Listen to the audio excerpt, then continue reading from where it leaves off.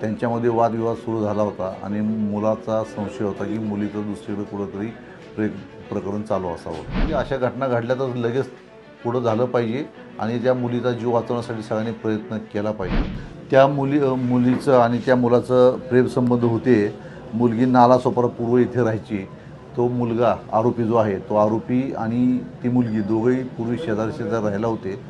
त्यांची एक दुसऱ्याशी ओळख होते. गेल्या काही वर्षापासून त्यांचे प्रेमसंबंधही होते. परंतु ते गेल्या साधारण 1 महिन्यापासून त्यांच्यामध्ये वादविवाद सुरू झाला होता आणि मुलाचा संशय होता की मुलीचं दुसरीकडे कुठंतरी प्रकरण चालू असावं.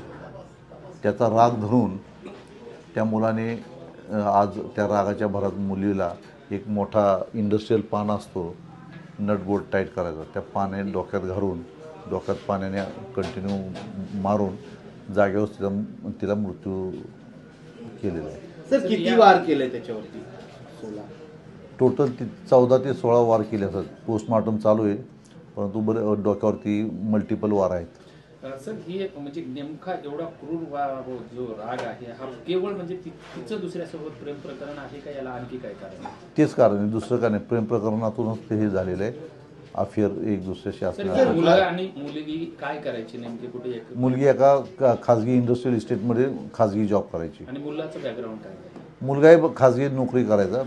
दोघंही खाजगी नोकऱ्या करायच्या. एकत्र आरोपीला चौकशी कामे ताब्यात घेतली. पुढची कारवाई चालू आहे. सर हे एकत्र कुठल्या कंपनीत होते? नाही, एकत्र नव्हते. शेजारी राहत होते पूर्वी. सर भर चौकातही मर्डर झाला. किती लोक तिकडे होते? त्यांनी वाचवायचा प्रयत्न केला असता तर आज मुलगी वाचली असती. कदाचित लोकांना काय आव्हान करणार?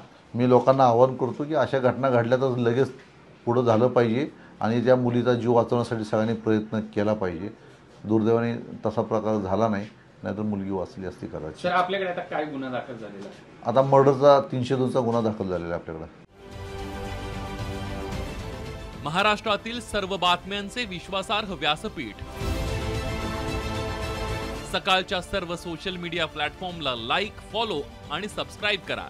तसंच सर्व नोटिफिकेशनसाठी बेल आयकॉन प्रेस करायला विसरू नका.